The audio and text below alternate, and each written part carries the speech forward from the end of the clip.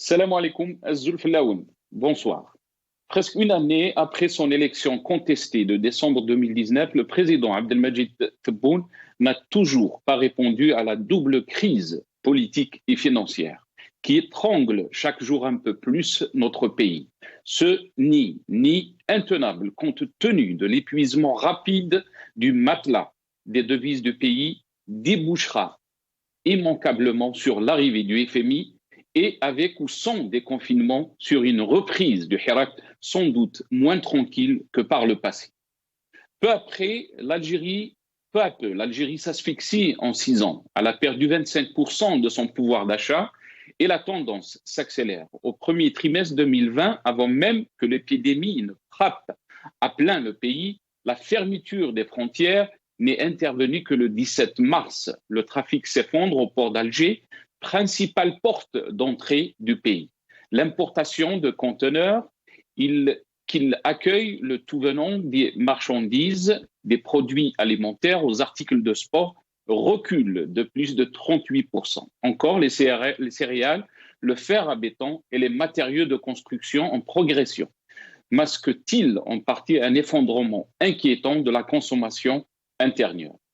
M. Tebboune s'est gardé d'aborder les vrais problèmes. Il a fait fonctionner le régime comme par le passé, avec un peu plus de respect pour le rituel institutionnel que son prédécesseur. Nommons un jour qu'un sénateur au Conseil de la Nation dont l'opinion réclame la disparition. Président, un Conseil des ministres chaque mois confus et verbeux le plus souvent, laissant la majorité parlementaire élue grâce à la fraude électorale continuer sa petite tambouille.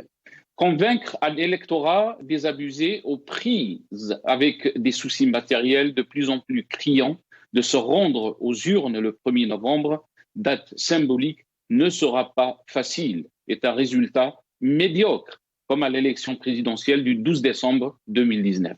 Ne mettra pas fin au blocage politique que connaît notre pays. 18 mois après la chute de Bouteflika, peut-on encore parler d'une chose qui s'appellerait économie nationale? Tous les indicateurs sont en rouge. Le pouvoir qui prend en otage le pays en s'érigeant en écueil à toute solution négociée pour sortir de la crise politique qui est en train de compliquer dangereusement la situation économique. La rentrée scolaire prévue aujourd'hui, dimanche 4 octobre, a été reportée dans toutes les régions du pays à une date ultérieure. Pour rappel, M. Abdelmajid Tebboune a déclaré que la décision d'ouvrir les écoles en Algérie n'est ni autoritaire ni politique. Nous consultons le corps médical et scientifique qui assumeront la responsabilité de la décision.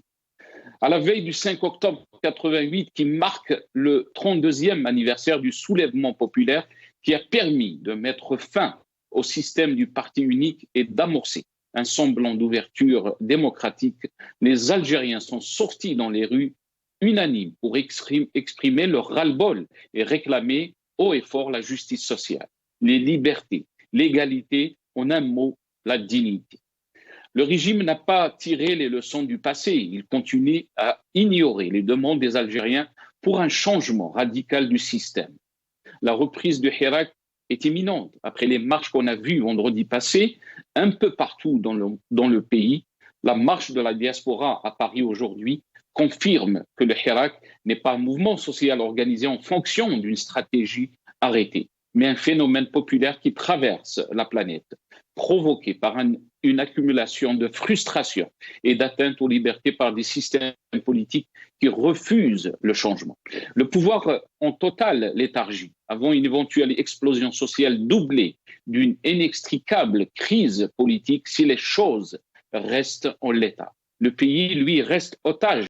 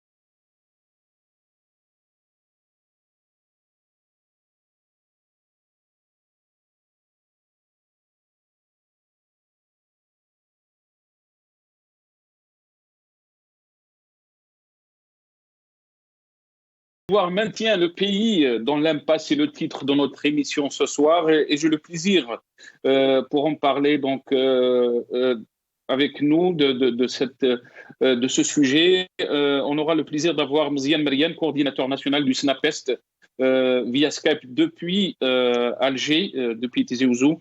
On aura aussi Chaban Kassi, journaliste depuis Paris aussi. Helwari Addi, professeur émérite à Sciences Po à Lyon, il sera avec nous, et Ali Aïdjoudi, président de Riposte International, qui sera avec nous aussi depuis Paris, Abdelwahab Falsaoui, président de RAJ depuis Alger. Je vais essayer de commencer cette émission par Chaban Kassi, notre confrère. Rappelons qu'il y avait une grande marche aujourd'hui à Paris, donc de la diaspora algérienne en France et en Europe. Donc à la veille du 5 octobre, des événements du 5 octobre, 32 ans après. Chaban Kassi était présent dans cette marche. Chaban Kassi, bonsoir. Merci d'être avec nous, Chaban. Oui, bonsoir Nasser et bonsoir à tous les téléspectateurs d'Awalas TV. Merci Chaban. Chaban, est-ce que vous pouvez nous dire ce qui s'est passé donc aujourd'hui dans cette marche? Il y a eu beaucoup de monde, bien sûr. La marche a démarré de la République jusqu'à Nation. Qu'est-ce que vous avez à nous dire, Chaban Kassi? Alors, premièrement, d'abord, ce qu'il faut noter, c'est que, encore une fois, la diaspora, les Algériens, les Algériennes, sont au rendez-vous, ont été au rendez-vous aujourd'hui. Ils n'arrêtent pas depuis maintenant le 22 février 2019, un an et demi après, coûte que coûte. Aujourd'hui, il faut savoir qu'à Paris, le temps était clément, des averses étaient présentes. Il y a eu une grosse phase d'une vingtaine de minutes où des pluies torrentielles sont tombées. Mais en tout cas, les manifestants, les manifestantes, la famille algérienne était au rendez-vous. Alors, une manifestation avec bien évidemment une particularité, le soulèvement du 5 octobre 88. Donc, on est aujourd'hui le 4 octobre et il fallait absolument être au rendez-vous. Mais le message que veulent passer les manifestants, les manifestantes, cette diaspora algérienne présente, c'est coûte que coûte, on ne lâche pas. Bientôt un an, rien n'a changé. Et c'est vrai qu'il y avait encore aujourd'hui du monde pour manifester, pour avoir un pays libre, pour avoir un État démocratique, pour pouvoir s'exprimer, pour pouvoir aussi vivre en Algérie comme il se doit. Et les messages qui sont aussi encore aujourd'hui arrivés en nombre, c'est cet hommage à ces détenus, puisqu'aujourd'hui, on le sait, des dizaines et des dizaines de détenus sont emprisonnés malheureusement en Algérie encore aujourd'hui. Alors, on a parlé effectivement de certaines figures emblématiques, hein, comme l'ex-député Khaled ou encore de Rachid Nekaz, entre autres. Mais voilà, il était question aussi de demander la libération, la liberté de tous ces détenus. Et puis, tout simplement, dégager. Voilà, on demandait encore une fois à Tebboune qu'il s'en aille. Un an après, rien n'a changé. Et même une situation qui s'empire. Voilà un petit peu ce qu'on a pu entendre et lire aujourd'hui de la part de tous ces manifestants. Il n'y avait pas autant de monde que les semaines précédentes, il faut être clair. Mais en tout cas, il y avait quelques milliers de personnes qui étaient présentes aujourd'hui, encore une fois, en ce début d'automne à Paris, pour être présents ici entre nations et entre république et nation. Très bien. Je vais revenir à vous, Chaban Kassi. Restez avec nous. On va essayer juste de voir cette petite vidéo qui démontre ce qui s'est passé à Paris. Donc, on parle de la marche des Algériens, de la diaspora algérienne à Paris aujourd'hui, à la veille du 5 octobre. On regarde la vidéo et on reviendra.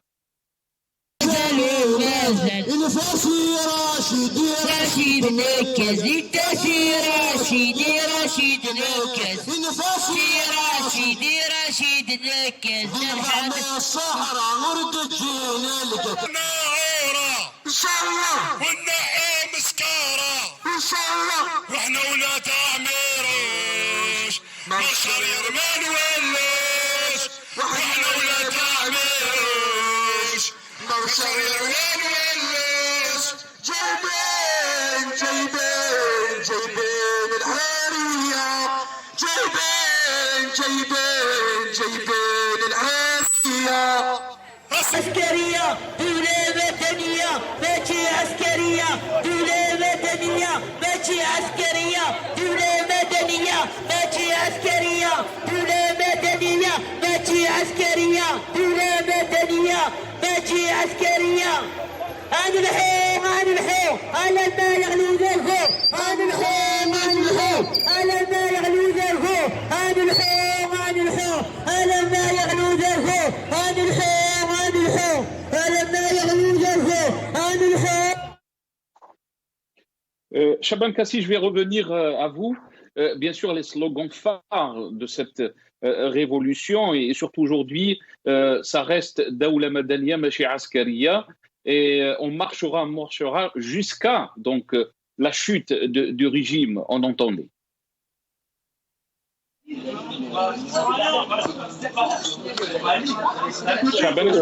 Je vous entends plus, Nasser. Je vous entends plus. Ah, très bien. Est-ce que vous m'entendez là? Oui. Très bien. Donc, j'avais dit que on entendait donc les slogans phares de cette marche qui était donc Daoula Madaniya Machi Askariya et aussi on marchera jusqu'à la chute du régime. On entendait. Oui, c'est ça. C'est toujours les mêmes revendications. Je vous le disais tout à l'heure. 1 an après, rien n'a changé. Et même pire que ça, une situation qui s'aggrave puisqu'il y a un projet de constitution qui s'est totalement imposé. On s'en souvient, Tebboune qui a été nommé et désigné et qui reste illégitime encore aujourd'hui en discutant avec des manifestants et des manifestantes. Ils nomment pas Abdelmadjid Tebboune comme un président, entre parenthèses, normal, puisque pour eux, il n'y a pas eu d'élection. Il a été nommé. Donc oui, comme vous le dites, c'est toujours les mêmes slogans. C'est le départ de ce système, c'est le départ de ce pouvoir.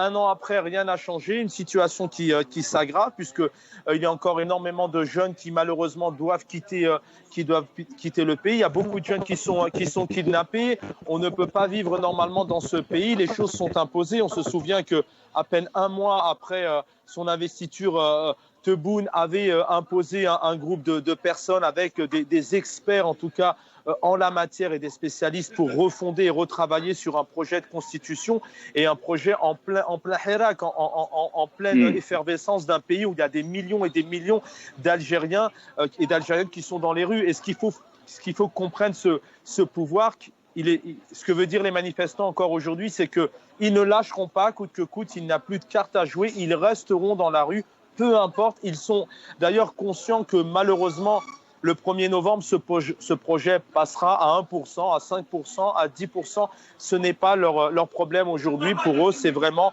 que ce système s'en aille, que Tebboune comprenne que ce n'est pas le président et le président des Algériens et des Algériennes. Est-ce que vous pensez qu'il y avait l'unité face donc bien sûr à ce combat? Beaucoup on a parlé de l'unité des Algériens. Malgré donc la différence et la divergence de leurs avis politiques ou de leurs orientations politiques. Est-ce que vous avez senti cette unité aujourd'hui, Shaban?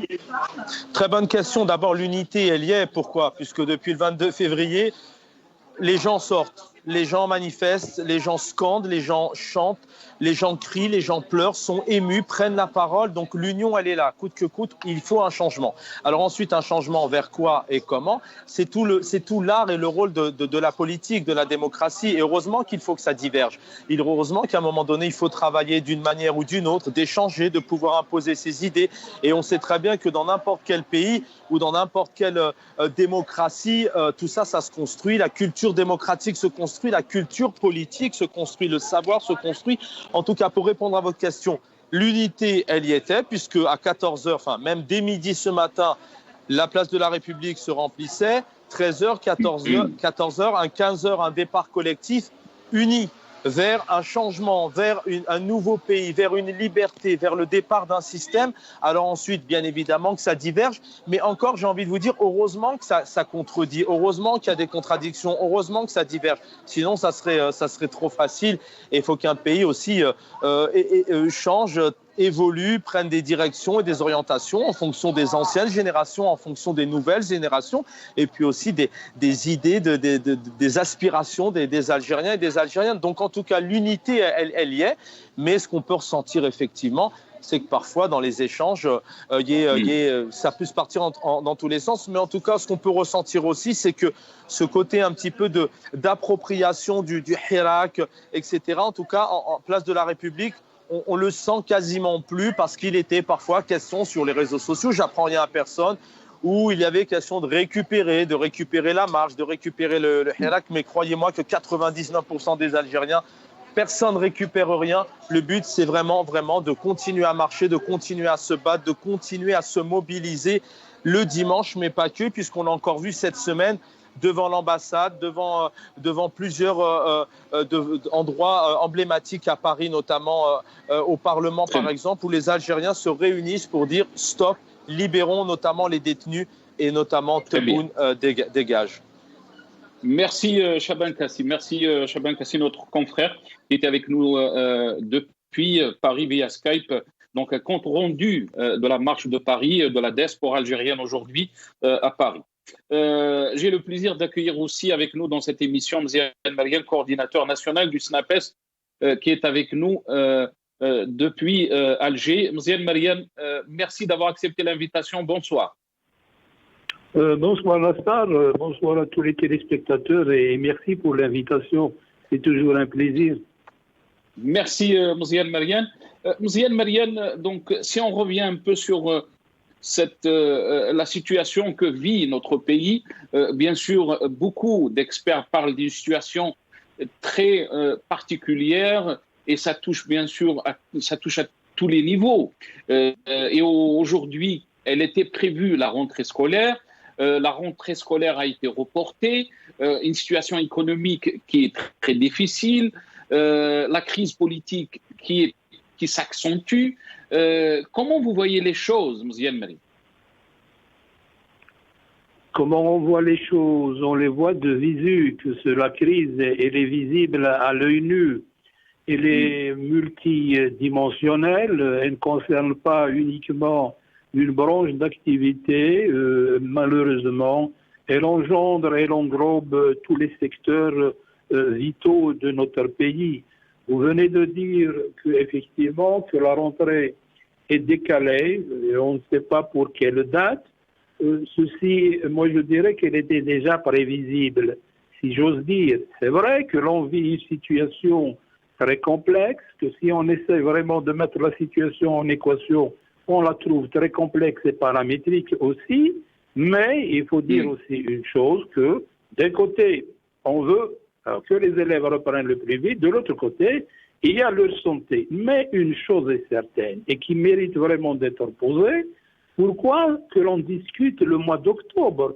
Pourquoi la veille de la rentrée? Tout ce qu'on est en train de faire actuellement concernant la rentrée scolaire, on devait le faire le mois de mai, le mois de juin.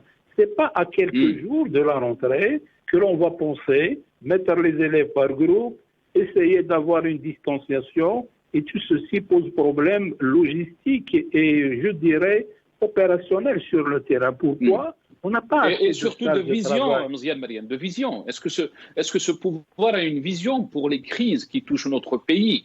Et la principale est, bien sûr, vous le savez, est politique. Concernant déjà le point que je suis en train de traiter, là, ça manque une vision claire. Comme je viens de signaler, on aurait dû réfléchir et planifier le mois de mai, le mois de juin, si on avait une vision à long terme et non pas une vision de courte durée et à court terme.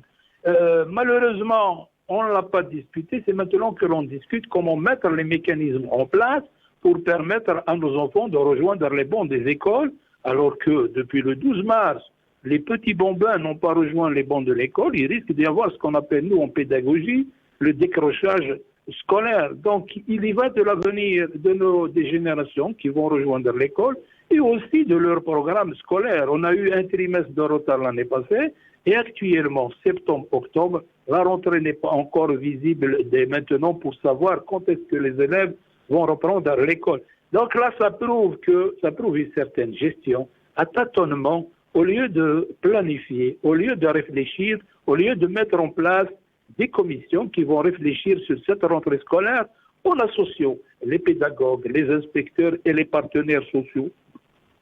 Maintenant, du côté économique, vous nous en avez parlé de l'économie. On n'est pas spécialiste en économie, mais on vit dans notre pays, donc on voit ce qui se passe.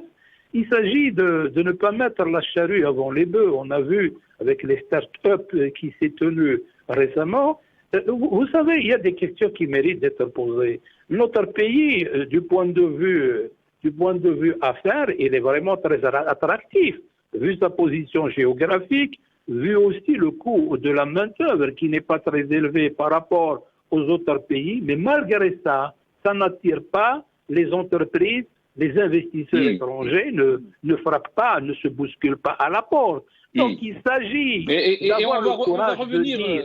Mziane Mariane, sur la situation économique et surtout la conférence nationale des startups.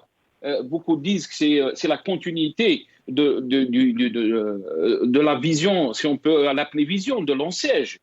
Donner de l'argent sans avoir aucune vision pour notre économie. Mais la question que je voulais vous poser, Mziane Mariane, ça fait 7 mois que les élèves n'ont pas eu cours, n'ont pas repris l'école, alors que dans plusieurs pays où la pandémie, où le Covid-19 a fait beaucoup plus de morts, les élèves ont repris graduellement les écoles, ils ont repris donc la scolarité graduellement avec les mesures barrières. Mais pourquoi en Algérie on n'a pas repris? Pourquoi donc les syndicats se sont pas soulevés contre ça? Les syndicats, bien sûr, indépendants. Écoutez, se lever, il y a ce qui nous précède, qui sont les associations des parents d'élèves. Nous, dans notre rôle, statutairement, il est bien défini, c'est la défense socio-professionnelle des enseignants affiliés à chaque syndicat. Mais ceci ne nous empêche pas de tirer la sonnette d'alarme. Mais on a tiré la sonnette d'alarme. Le fait d'avoir parlé que l'enfant risque de décrocher, risque de perdre beaucoup de temps, c'est aussi une façon de tirer la sonnette d'alarme. Le fait de dire « réunissons-nous », allons-y vers un conclave pédagogique qui va déterminer une feuille de route de l'année scolaire 2020-2021 et pourquoi pas 2021-2022. C'est une façon aussi de tirer la sonnette d'alarme. On a réagi à travers la presse, à travers les occasions qui nous sont données aussi sur certaines télévisions, plateaux télévisés. Donc on a tiré la sonnette d'alarme, mais malheureusement on n'a pas été...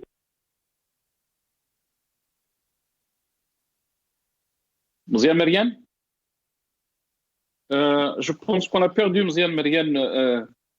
On l'a perdu, on me dit. On essaiera de revenir à Mziane Mariane. Mais on a avec nous le professeur Houari Addi, qui est bien sûr professeur émérite Sciences Po de Lyon, et qui a bien sûr un dernier ouvrage qui s'intitule La crise du discours religieux musulman, publié l'année dernière aux presses universitaires de Louvain, a été publié aussi à Alger aux éditions de France Fanon. Professeur Houari Addi, bonsoir, merci d'avoir accepté l'invitation. Marhaba bi. Bonsoir, marhaba bikum, barakallahu fikum. Barakallahu fik, Sil Houari. Sil Houari Addi, comment vous voyez les choses? Bien sûr, on est à la veille du 5 octobre et on n'est pas très loin de la situation qui a précédé les événements de octobre 88. Comment vous voyez les choses, Sil Houari Addi, 32 ans après? Alors, voilà comment je vois les choses. Le régime algérien, il n'est pas tombé du ciel. Il fait partie de l'histoire de l'Algérie.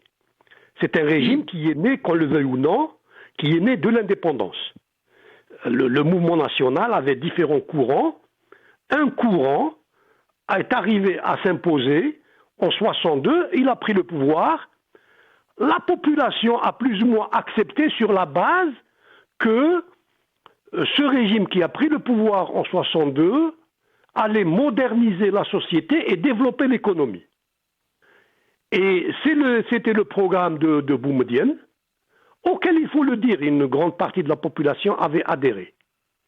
Et ce programme a échoué, et l'échec officiel de ce programme et de ce régime a été octobre 88. En octobre 88, le régime algérien avait atteint ses limites. Il ne pouvait plus aller au-delà. Le courant réformateur du régime, avec Chadli, Hamrouche, etc., ont essayé des réformes, et c'était la réforme constitutionnelle de février 89. Donc il y a eu abandon du parti unique et multiparti. Nouvelle constitution. Nouvelle constitution. Mais 2 ans après, il y a eu des élections, un parti de l'opposition a gagné les élections. Et donc, le commandement militaire a refusé les résultats des élections, il a opéré un coup d'État en annulant les élections. Et donc, l'arrêt du processus électoral de 89. Électoral, donc l'arrêt des réformes, et donc le commandement militaire n'a fait que prolonger de manière, je dirais, artificielle le régime.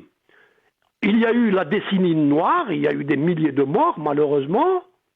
Ensuite, il y a eu, Bouteflika est venu, Bouteflika a continué le régime grâce à l'augmentation inespérée des prix de pétrole. On est passé de $20 à 140 $ en 2008. Et donc, lorsque les militaires avaient pensé que le régime vivrait définitivement, eh bien, lorsqu'ils ont présenté le 5e mandat à la population, la société a explosé. Voilà. Donc, si vous voulez, octobre 88 est déjà annonce février 2019. La société algérienne demande un changement de régime depuis au moins octobre 88 et le commandement militaire refuse le changement. Voilà comment je vois les choses. Donc, est-ce que vous pensez donc ce qui s'est passé en 2019, le 22 février, si on peut, bien sûr, il y a qui disent que ça a commencé le 16, les autres qui disent le 17, mais on va dire le 22 février.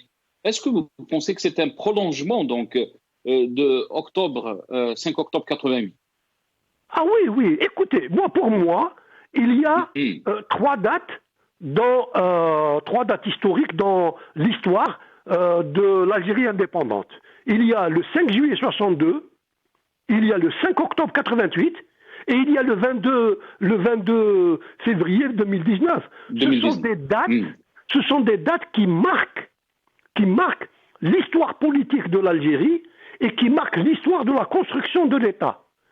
Très bien. Mais une question qui est très importante, professeur. Oui. Professeur Houariani, je vais vous laisser développer, mais une question qui me vient, Allez-y. qui est très importante, je pense, de la poser. Est-ce que vous pensez que le peuple algérien, le peuple, si on peut dire, bien sûr, le peuple algérien qui s'est soulevé, donc en octobre 88, est le même qui s'est soulevé en février 2019, où ce peuple est différent de celui de 88? Non, le peuple est forcément différent. Les espérances de mes espérances à moi ne sont pas celles de mes enfants. Les espérances par exemple, mon père, je vais prendre pour expliquer. Je suis enseignant et donc il faut faire de la pédagogie. Mon père trouvait normal que ce soit l'armée qui désigne le président. En 62, mon père trouvait que c'était normal que ce soit l'armée qui désigne Ben Bella.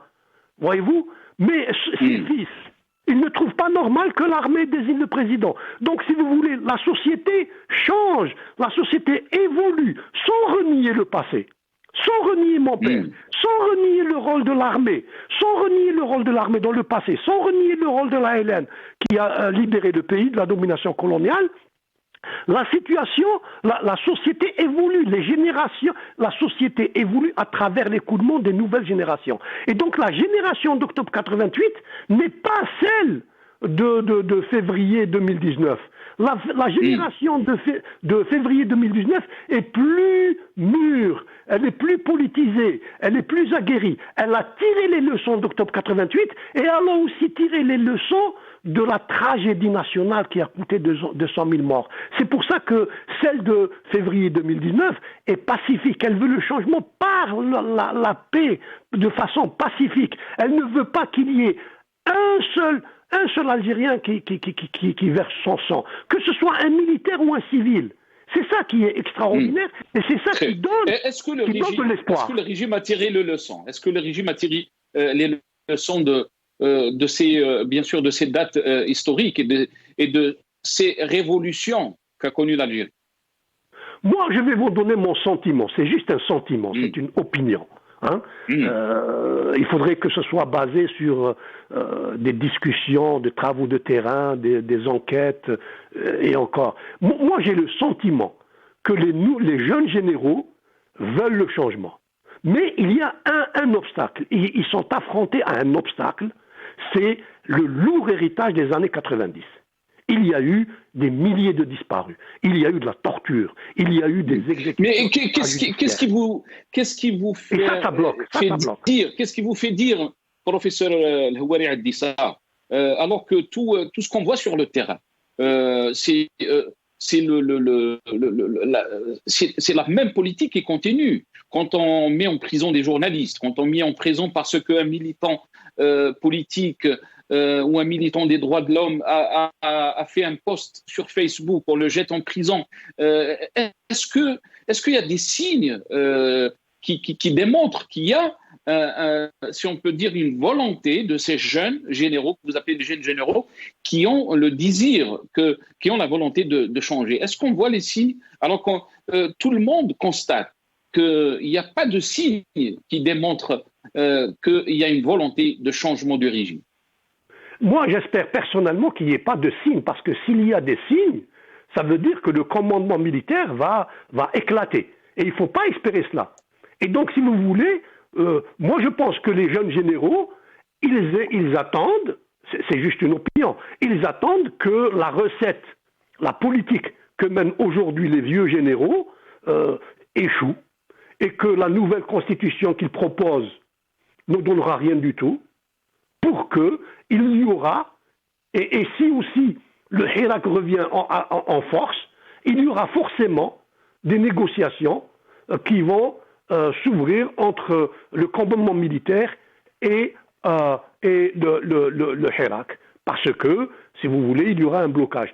La nouvelle constitution... En d'autres termes, professeur El Houari Addi, vous êtes en train de dire que le changement est inévitable.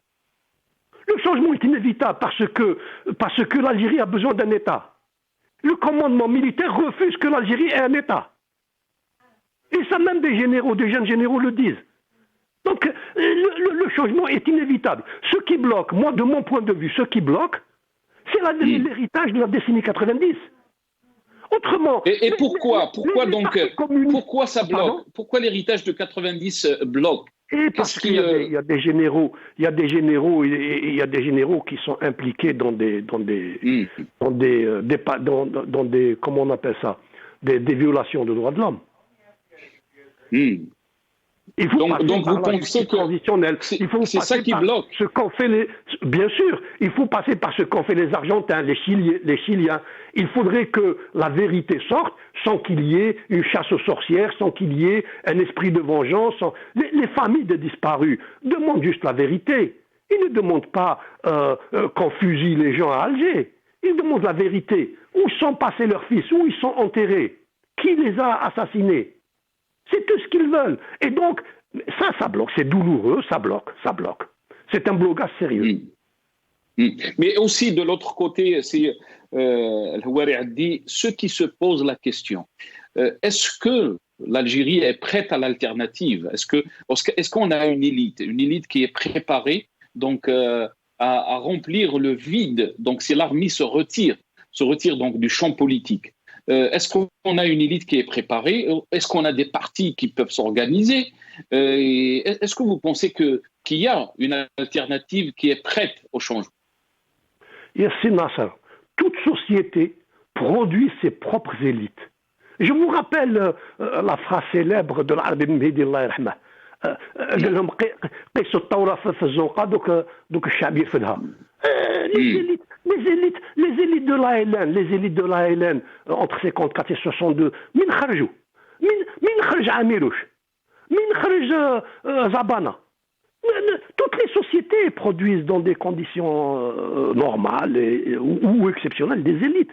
Il y a, moi je vois à travers les discussions dans Facebook, je trouve que les jeunes, et quand je dis les jeunes, c'est ceux qui sont âgés entre 20 ans et 40 ans. Ces jeunes, cette tranche d'âge, ils sont autant nationalistes que leurs parents, et ils sont beaucoup plus politisés qu'eux. Donc, aujourd'hui, l'Algérie a de plus grandes élites qu'elle n'avait en 62. Mais seulement, l'armée ne veut pas que la société se donne ses propres élites. Elle veut que c'est l'armée, le DRS, qui désigne le député, qui désigne le maire. Et ça a mené vers la corruption. Et donc, est-ce que vous pensez que c'est le processus du changement qui a été donc désiré et voulu par le peuple algérien depuis février 2019? Est-ce que vous pensez que c'est un processus qui va durer dans le temps, qui va être graduel, ou on peut arriver à un changement radical très vite? Comment vous voyez les choses évoluer, Sylh Houarian? Voilà comment je vois les choses. Dès que les universités ouvrent, les étudiants vont reprendre les manifestations des mardis. Ce qui va enclencher, ce qui va provoquer les manifestations, les marches pacifiques du vendredi. Et il y aura autant de monde que les mois précédents. Dès que les étudiants reviendront dans les universités. Parce que c'est une demande, écoutez, c'est une demande qui vient des profondeurs de la société. Les Algériens veulent un État, les Algériens veulent désigner leurs députés, leurs maires et leurs présidents, et dans l'alternance. C'est ça. Et ça, l'armée le commandement militaire ne peut pas s'y opposer. Alors ils ont proposé une nouvelle constitution dans laquelle le commandement militaire accepterait que la majorité électorale ne soit plus celle du RND et du FLN. Et c'est pour ça qu'ils ont changé les nominations de Premier ministre et de chef de gouvernement.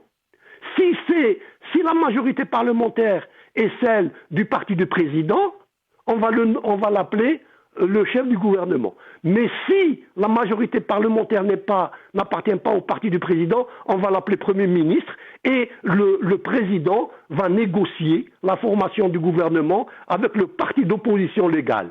Et donc l'armée continuera de contrôler la présidence et continuera de contrôler les ministères régaliens. C'est ça la réforme constitutionnelle. C'est ça la réforme du commandement militaire qui dit on vous a entendu, on va réformer. Mais c'est une réformette. Et le Hirak ne va jamais accepter ça.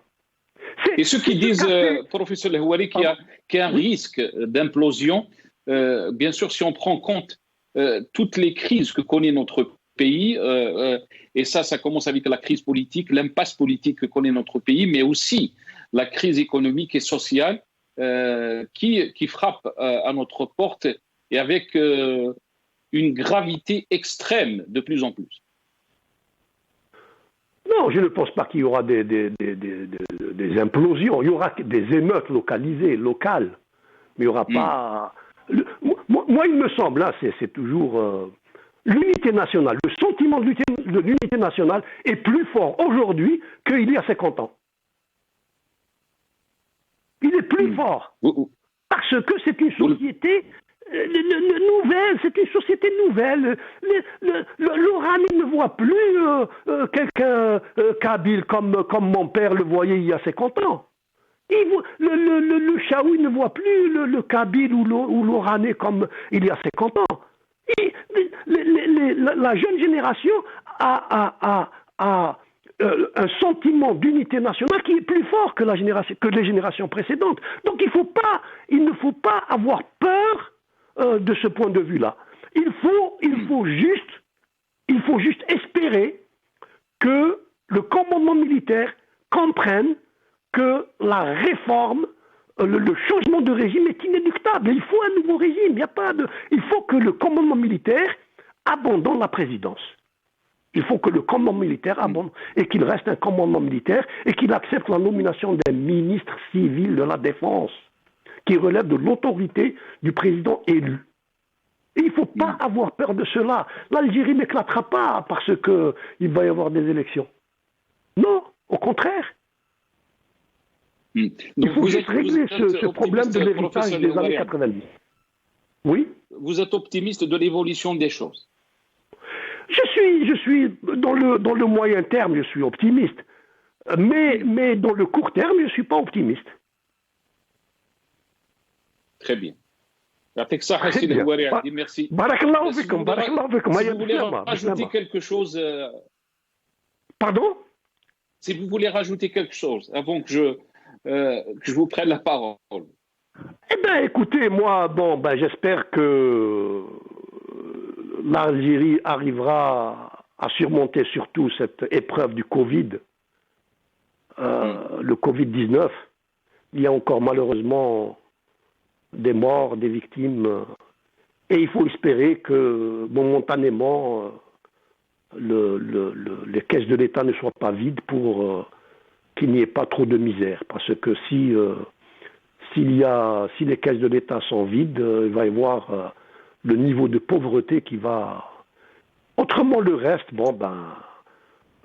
c'est l'histoire, c'est notre histoire, et je pense que cette jeunesse est à la hauteur des aspirations des générations précédentes en termes de nationalisme. Voilà.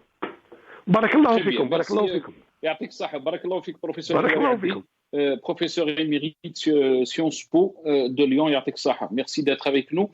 Je vais revenir à Mziane Mariane qui était avec nous. Ça s'est coupé. Mziane Mariane, vous êtes avec nous? Oui, je vous entends, Nassar. Très bien. Vous avez entendu professeur Houari Addi. Bien sûr, je vous ai posé la question par rapport à la rentrée scolaire qui a été reportée à une date ultérieure. On ne sait pas quand. Quand est-ce que les enfants vont reprendre l'école ou les écoliers en général ou les étudiants.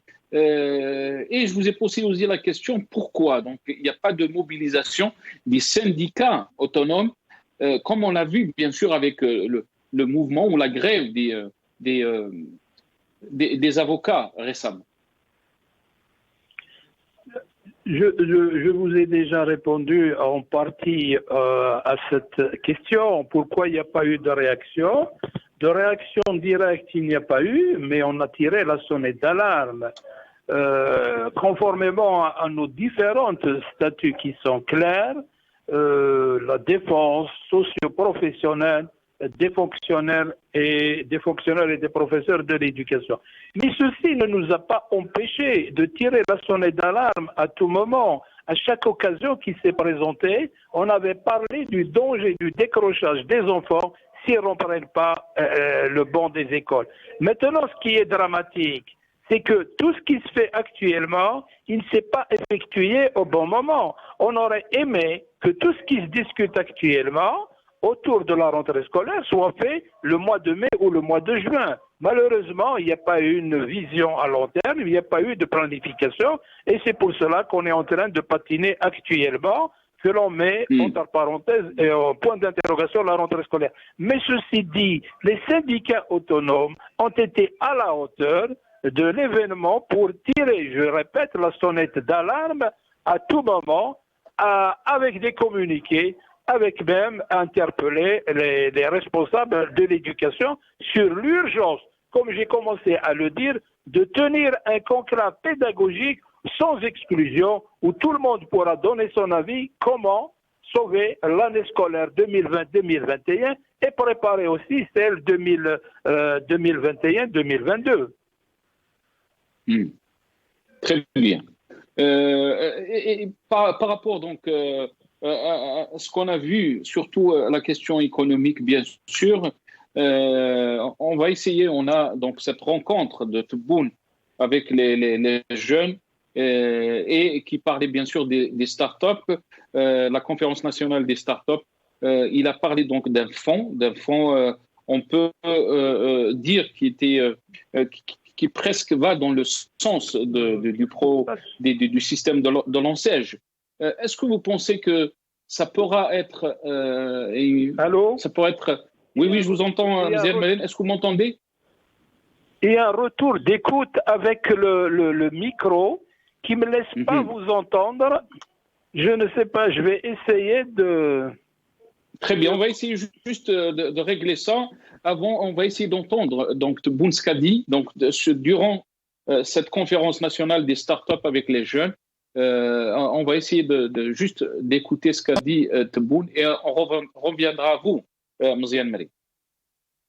وقد شكل اقتصاد المعرفة وكذا المؤسسات الناشئة أحد المحاور الأساسية للخطة الاقتصادية التي تعهدت بها والتي ترتكز أساساً على تشجيع مبادرة الشباب واعتماد مشاريعهم ضمن مخطط النهوض بالاقتصاد الوطني.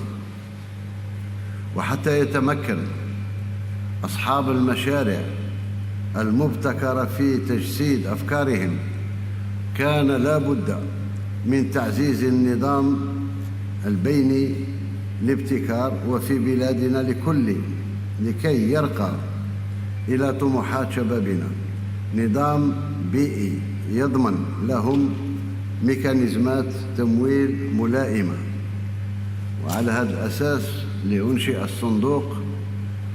صندوق تمويل المؤسسات الناشئة حتى نبعدهم عن البنوك وربما ما ينجر عنه من بيروقراطية وملفات وثقل الملفات. ونجتمع اليوم للإعلان الرسمي عن إطلاق صندوق تمويل المؤسسات الناشئة إلى جانب مجموعة من الأطر القانونية لتنظيم عملها وتسهيله، والذي يأتي إنشاؤه تكملة للقرارات الهامة التي نأمل من خلالها أن يتمكن شبابنا من خلق مؤسسات ناشئة ذات إمكانيات عالية وطموحات كبيرة للولوج في الأسواق العالمية، مما سيساهم لا محالة في رفع التحديات الكبرى التي سنواجهها معا لبناء اقتصاد أساسه المعرفة يدعم الاقتصاد الوطني بمدى. Donc, on a entendu Tebboune qui annonce donc le lancement officiel du fonds de financement des startups. Une question qui se pose, bien sûr, une économie inexistante, inopérante en Algérie. Donc, comment on peut lancer des startups quand on sait qu'il y a des difficultés, surtout administratives? Il a parlé, bien sûr, il a dit que l'ère des entraves administratives et bureaucratiques est révolue. Mais, Mziane Mariane, est-ce que vous êtes avec nous? Oui, je vous entends. Très bien. Qu'est-ce que vous pensez donc de ces annonces de Abdelmajid Tebboune? Écoutez, comme je vous ai dit dès le départ, on n'est pas de formation économique, mais on suit de près notre économie et la politique nationale. J'ai commencé par dire, il ne s'agit pas de mettre la charrue avant les bœufs, il s'agit d'évaluer la situation actuelle et d'avoir le courage de remédier tout en maintenant une transparence totale. Vous savez, j'ai commencé par dire notre pays il est très attractif dans le monde des affaires. Il présente énormément d'atouts, comme sa position géographique, comme le coût de la main-d'œuvre qui n'est pas très élevé en Algérie. Mais jusque-là, les entreprises étrangères qui investissent dans d'autres pays, qui participent à l'émergence de certains pays en installant des petites et moyennes entreprises, qui sont la matrice de développement dans certains pays, chez nous, ils ne se bousculent pas. Donc, il y a des contraintes. Ces contraintes existent, mais est-ce qu'on a le courage ou bien la volonté de sauter ces contraintes? Je dirais, l'investisseur étranger, il est tenu par ce qu'on appelle le fameux 51-49, je ne sais pas s'il est amendé. Il y a l'instabilité du cadre juridique des affaires qui est toujours permanent. Il y a la corruption qui est liée aussi étroitement à la bureaucratie. Il y a le manque de main-d'œuvre qualifiée qu'il y a par manque de formation, en supprimant l'enseignement technique, comment voulez-vous assurer une main-d'œuvre vraiment qualifiée alors que la source qui peut vraiment former ces jeunes est déjà fermée, supprimée, avec toutes les conséquences que l'on connaît. Le manque de visibilité à moyen terme, le système bancaire qui est à moderniser, à réformer.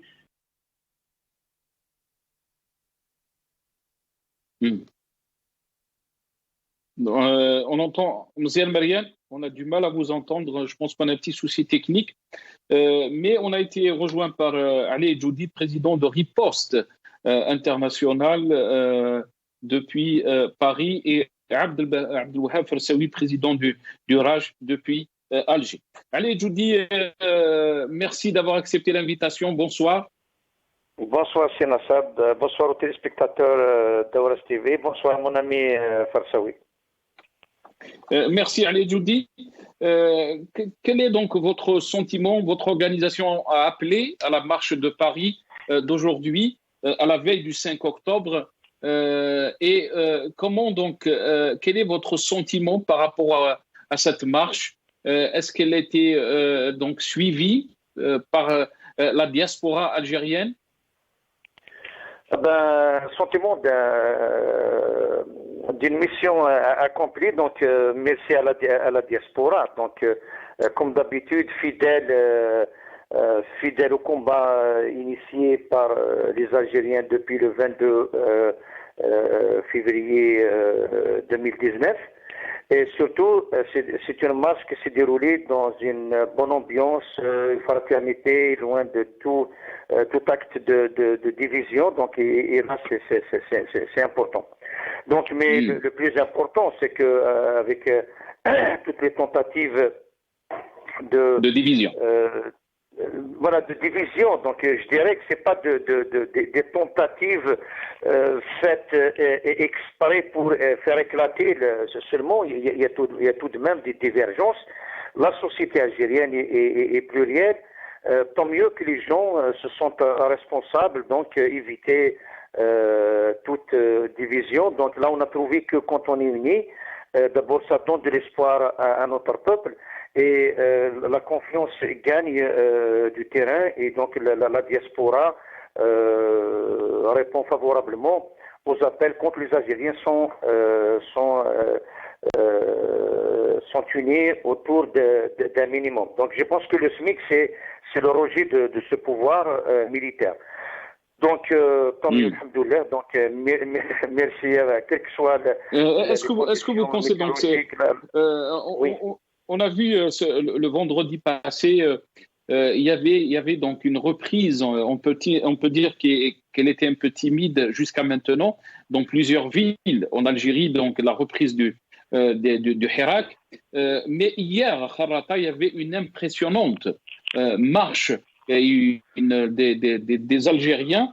Est-ce que vous pensez ce qui s'est passé aujourd'hui, c'est le prolongement donc de ce qui se passe en Algérie, ce désir bien sûr de la diaspora de reprendre la révolution du Souri? Oui. Pardon. Moi, je pense que c'est dans le cadre du prolongement de cette révolution.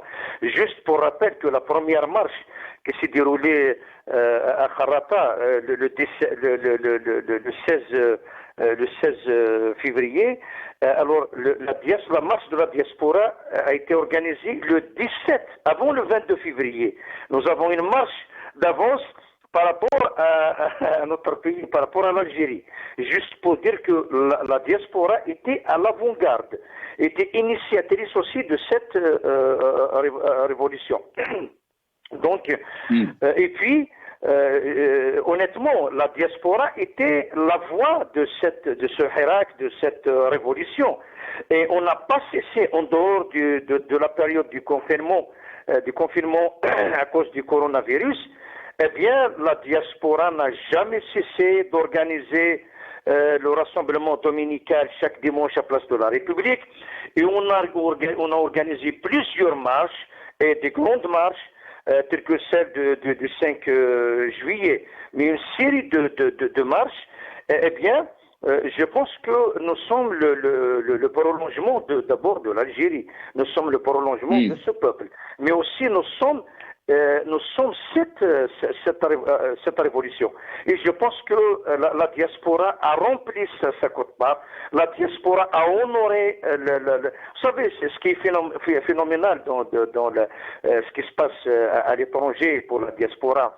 On a l'habitude de voir la diaspora se réveiller comme par hasard le jour du scrutin pour faire la queue, pour montrer que les Algériens sont attachés à leur patrie en votant comme le pouvoir le souhaitait. Eh bien, ce qui est phénoménal, c'est que cette diaspora a compris 20 ans après que le vote n'a jamais réglé le problème de l'Algérie et le pouvoir ne peut jamais culpabiliser cette diaspora qui est loin de sa patrie. Et cette diaspora a compris que son devoir, c'est la continuité du combat de la Fédération de France 54-62. Je suis fier d'appartenir à cette diaspora qui a tenu tête, à cette diaspora qui a mobilisé les Algériens sur les deux continents européens et américains. Nous avons vu des rassemblements chaque dimanche au Canada. Nous avons vu des rassemblements à Genève. Nous avons vu des rassemblements à Londres.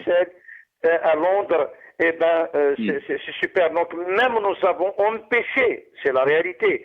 On a organisé des rassemblements, des sit-ins, là où le président ou les ministres se déplacent pour dire qu'ils sont indésirables, qu'ils sont non représentatifs, que cette mafia ne représente pas le peuple algérien.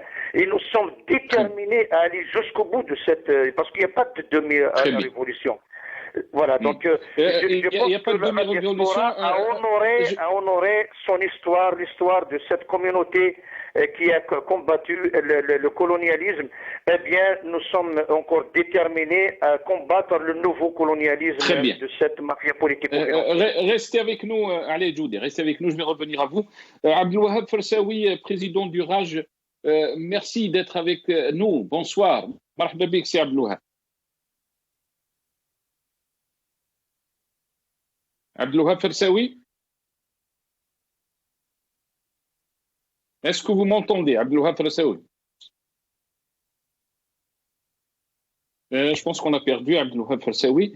Mziane Mariane, qui est avec nous. Mziane Mariane, donc sur cette question de la reprise du Hirak, beaucoup bien sûr d'Algériens, on a vu ce qui s'est passé vendredi passé, plusieurs villes, il y a eu bien sûr un retour du Hirak qu'on peut qualifier de timide jusqu'à maintenant, une très grande marche hier à Kharrata, la marche de Paris aujourd'hui, à Londres, au Canada. Est-ce que vous pensez que le Hirak est de retour face à l'entêtement du régime qui est en train de, bien sûr, si on peut dire, d'appliquer sa feuille de route? Si vous permettez, je vais terminer l'idée que je développais sur l'économie.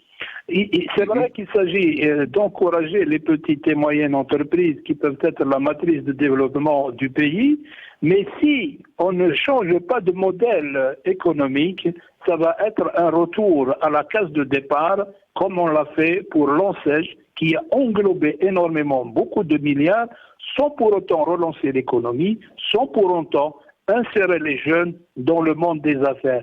Il s'agit de créer une chaîne technologique capable d'alimenter la petite et moyenne entreprise de l'intérieur du pays. Ça ne sert à rien d'installer une petite entreprise dont les matières premières vont provenir de l'étranger. On va bénéficier soit, c'est vrai, de la main-d'œuvre, mais tout en finançant l'entreprise qui est installée dans un pays étranger pour nous produire et pour nous fournir la matière première qui sera payée, bien sûr, avec l'argent provenant des hydrocarbures. Donc il s'agit d'avoir le courage de dire que de commencer par le commencement, la formation et essayer de penser à un taux d'intégration qui va avoisiner bien sûr 100%. Maintenant, une question qui se pose, je vous ai dit qu'on ne peut pas mettre la charrue avant les bœufs. On doit assainir le monde des affaires, mais comment peut-on libérer le monde du travail?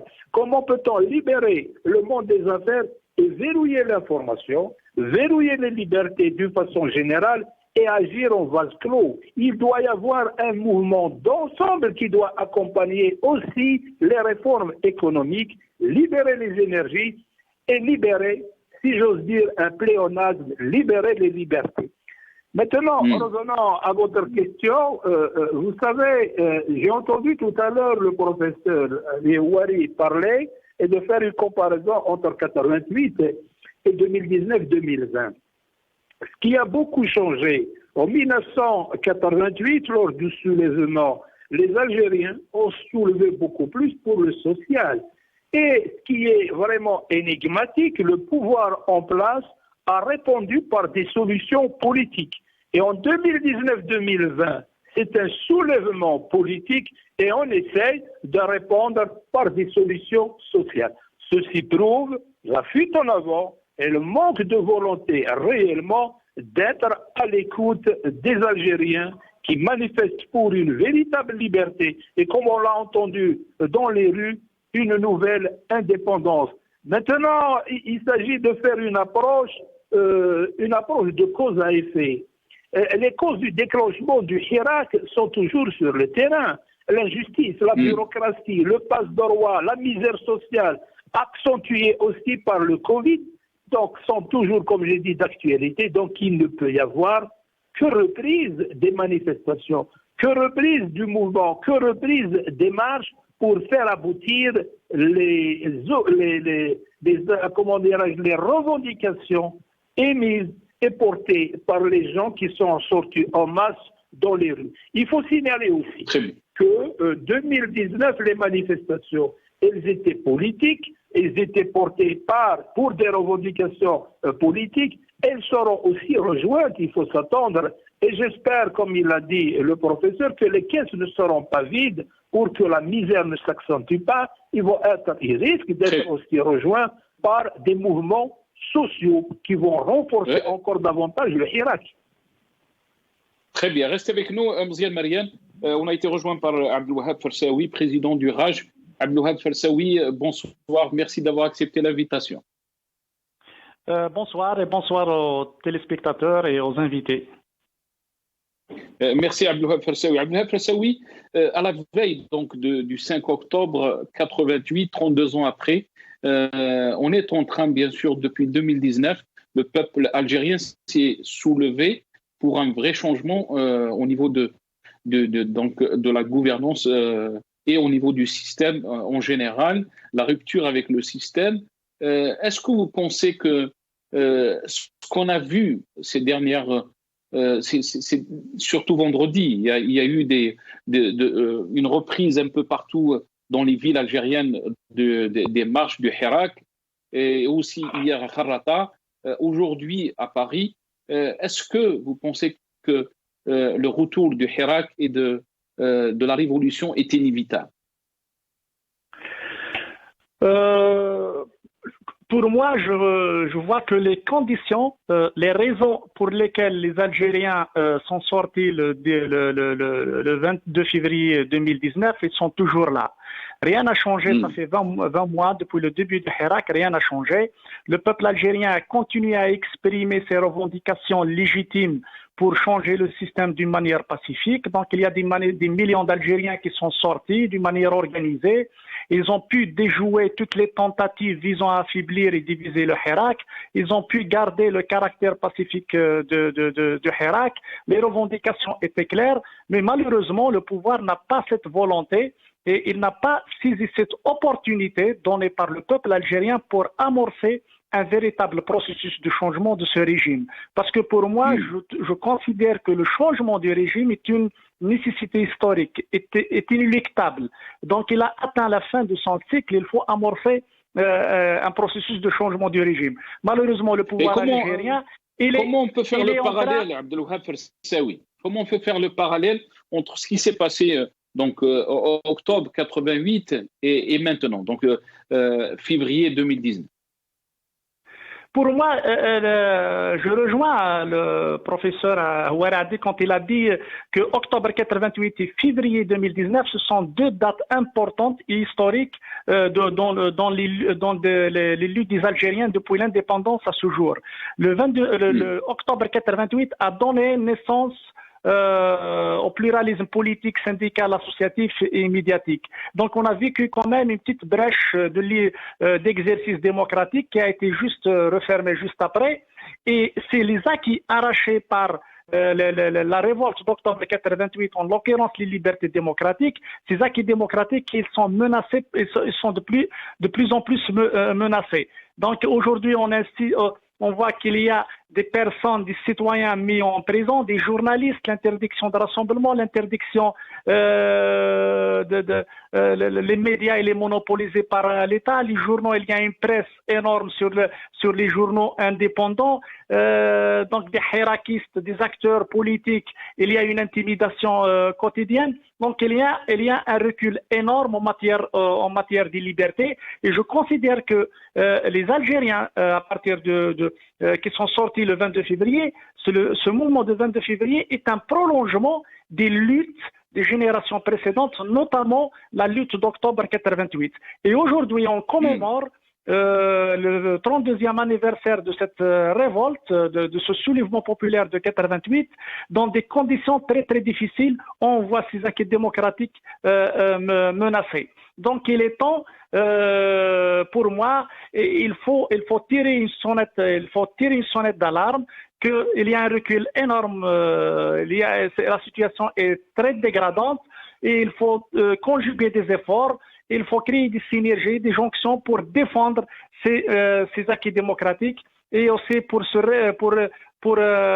récupérer les espaces de débat. Aujourd'hui, on voit l'interdiction des rencontres, des conseils, des rencontres même internes des structures. Donc aujourd'hui, je trouve que les Algériens, c'est le même combat. Pratiquement, c'est le même combat. Le 88, les Algériens sont sortis, certes, c'est des raisons purement sociales et économiques, mais aujourd'hui c'est politique parce que il y a une évolution. Il y a aujourd'hui en 2019, en 2020, nous avons une génération un peu différente de la génération des années 80. C'est une génération ouverte sur le monde. C'est une génération qui a d'autres aspirations, qui a d'autres qui a une autre vision de l'Algérie du demain. Surtout. Exactement, c'est une génération qu'on ne peut pas contrôler, surtout avec cette mondialisation sur les réseaux sociaux. Aujourd'hui, cette jeunesse, on ne peut pas la manipuler facilement à travers des chaînes de télévision, à travers des radios et des journaux à la solde du pouvoir. Donc c'est le même combat, mais d'une manière différente. Mais toujours, l'objectif principal de cette révolte, c'est bien d'instaurer un état de droit, un état démocratique qui permet à tous les Algériens d'exister, d'exercer leur citoyenneté et instaurer un état de droit à base des institutions légitimes et crédibles qui reflètent la volonté du peuple. Mais de l'autre côté, Abdelwahab Fersaoui, on est en train de voir un régime qui dit a changé, qui parle d'une nouvelle Algérie, mais qui va dans un sens bien sûr qui va mettre en place la continuité du système. Il nous parle de cette constitution, du référendum qui sera donc le 1er novembre. Est-ce que vous pensez que tout ça est un défi pour le peuple algérien qui est sorti, dans sa majorité, pour le changement radical du système? Effectivement, le pouvoir algérien actuellement est dans une situation de défiance. Il est en train de défier tout le monde. J'ai entendu l'analyse faite par Ouaradi en disant que actuellement il y a une nouvelle génération de généraux qui aspirent au changement, qui peut avoir un changement, mais malheureusement sur le terrain on voit le contraire. Donc il y a la différence entre le discours et la réalité sur le terrain. Quand on a déjà entendu des bons discours, on a déjà des bonnes constitutions, on a déjà des bonnes lois, mais le problème ne réside pas dans les laboratoires.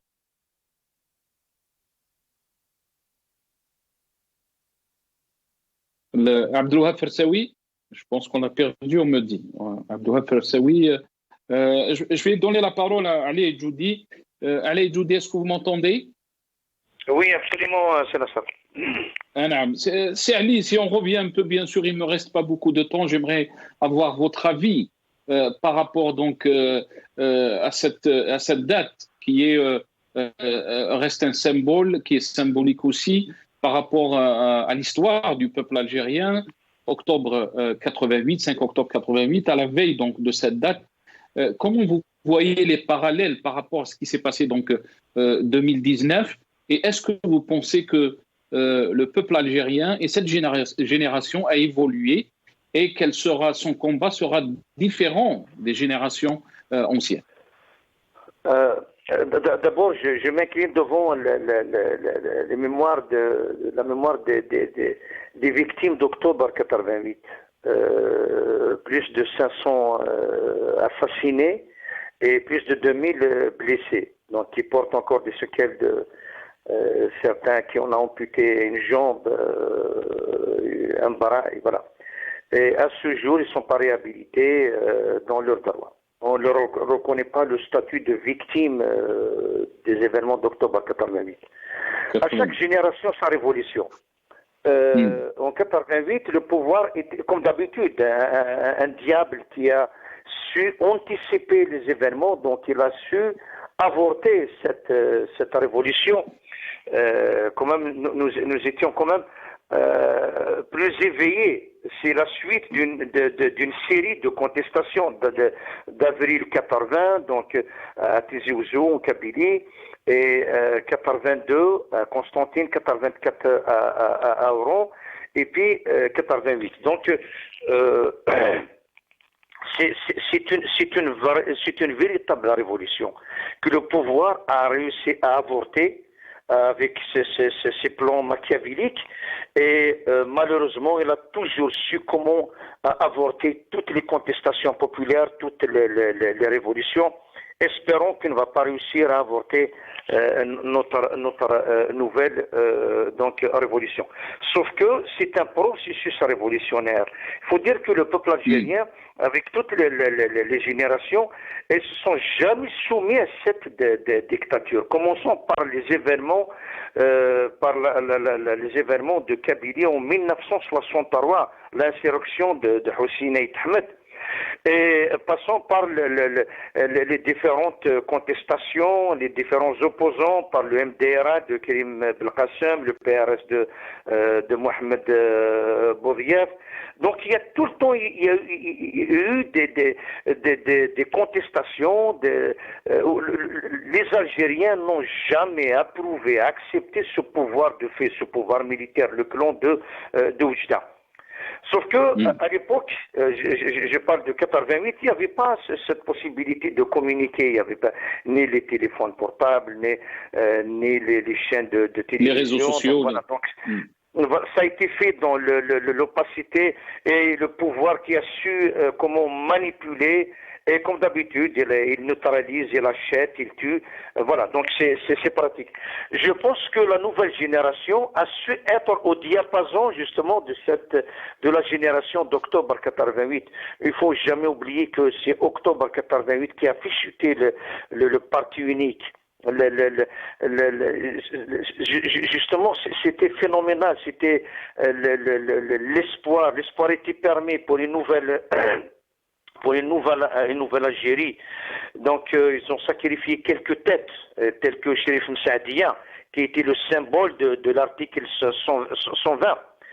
Et donc, je pense que cette nouvelle génération a compris quand même que le pouvoir est très malin, machiavélique, et il est expérimenté. Et on a vu comment il a su les tentatives de casser, de récupérer le Hirak durant cette période de confinement, c'est-à-dire pour casser, pour diviser, pour donner l'impression que le Hirak est terminé, il y a un nouveau président, et qui a de bonnes intentions, une nouvelle constitution, une nouvelle Algérie, alors que rien qu'à regarder ce qui se passe, et le régime de Tebboune, parce que Tebboune n'est une façade, quelqu'un qui n'est pas maître de ses actes, c'est un gardien, c'est un concierge de la présidence de la République, pour ne pas dire que c'est un secrétaire général, il n'a même pas les prérogatives du secrétaire général de la présidence de la République, c'est les militaires, l'Algérie profonde qui détient le pouvoir. Je pense que cette génération a compris, et d'ailleurs c'est la première fois que les Algériens de la diaspora, de l'étranger, se sont révoltés, manifestés, rejoints dans les rangs de leurs compatriotes en Algérie. Donc je pense que octobre 2020, les nouvelles générations ont su rendre hommage à leurs aînés, ont su reprendre le flambeau et de nouveau prêcher la nouvelle Algérie et le départ du pouvoir militaire algérien. Merci. Merci Ali Djoudi. Abdelwahab Fersaoui, je vais revenir à vous très rapidement. On a été coupé. Abdelwahab Fersaoui. Oui, je vous entends. Si vous voulez continuer donc votre analyse, je vais vous laisser donc le dernier mot aussi. Il me reste 2 minutes. 2 minutes, Abdelwahab Fersaoui. Non, tout d'abord, c'est juste concernant le travail de la diaspora algérienne, vraiment, ils ont fait un travail extraordinaire. Et ils étaient les relais des Algériens du mouvement de Hirak initié ici en Algérie. Et pour moi, l'Algérie ne peut pas être, elle doit être construite par tous les Algériens, les Algériennes, soit ceux qui sont en Algérie, soit ceux qui sont basés à l'étranger. Et je suis vraiment très content du travail accompli par nos concitoyens établis à l'étranger, et en l'occurrence notre ami Ali Djoudi et d'autres un peu partout à l'étranger. Sinon pour la reprise du Hirak, la reprise du Hirak, moi je disais que la situation n'a pas changé. La raison, les conditions qui ont fait sortir des Algériens par millions le 22 février, aujourd'hui ils sont toujours là. Au contraire, on enregistre un recul énorme en matière de liberté, en matière de liberté démocratique. Aujourd'hui, on a des gens en prison, des journalistes, des hirakistes, les manifestations sont interdites, les rassemblements.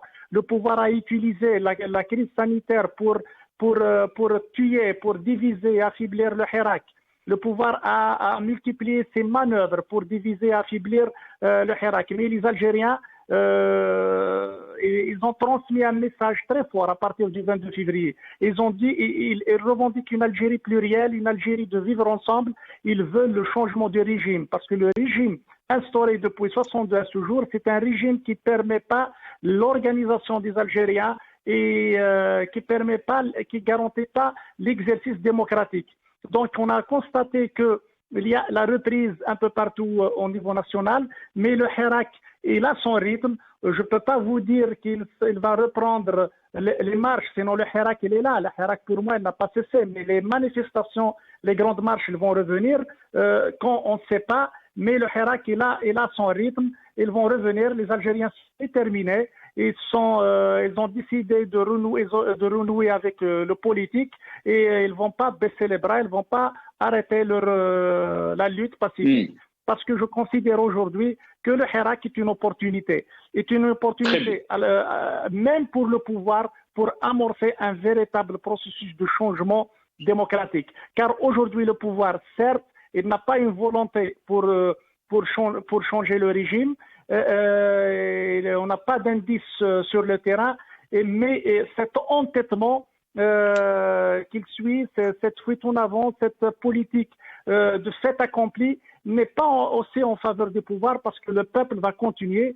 Est possible, il peut avoir d'autres formes radicales parce que quand on ferme, quand on étouffe la société, il peut s'exploser autrement. Et dans ce cas-là, le pouvoir assumera tout seul la responsabilité de l'évolution des choses à l'avenir.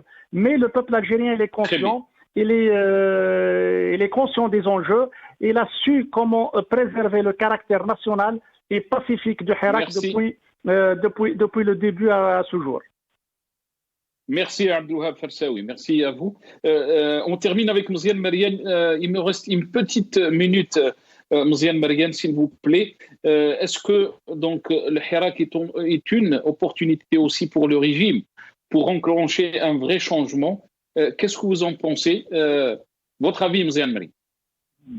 Oui, c'est une opportunité. En fait, on n'est pas gâté par le téléphone aujourd'hui. Oui, c'est une opportunité pour le régime de faire sa mutation comme ça a été fait dans plusieurs pays qui appartenaient au même bloc que le nôtre. J'ajouterai une chose concernant la différence entre 88 et 2020.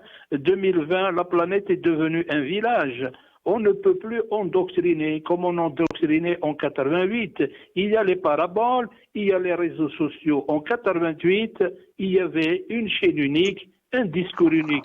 Maintenant, la jeunesse, elle est ouverte au monde à travers les réseaux sociaux, à travers, comme je viens de dire, les différentes télévisions qui rapportent une information plus ou moins crédible. Donc, on ne peut plus les enfermer, les endoctriner. En 2020, la jeunesse algérienne a compris que son problème, le marasme social dans lequel il vit, est beaucoup plus politique qu'autre chose. C'est ce qui l'a amené à demander le changement politique. Oui, le Hirak est une opportunité pour le régime de faire sa mutation et d'aller dans le sens du vœu du peuple algérien.